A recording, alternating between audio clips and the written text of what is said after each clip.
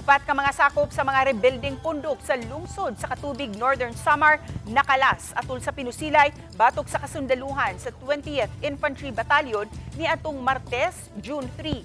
Samtang laing usa-usab ang ni-surrender, nasaknit gikan sa upat ang tulo ka mga long firearms. Gibana-bana sa 20th IB nga dunay 30 ka mga sakop sa armadong pundok na sakop ubos sa Regional Guerrilla Unit sa New People's Army.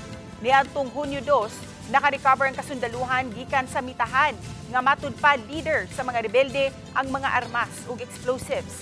Naglakip kini sa M14, M16 rifles, M653 rifle ug tulo ka mga improvised hand grenade. Lakip na ang mga magazine ug mga bala ug uban pa.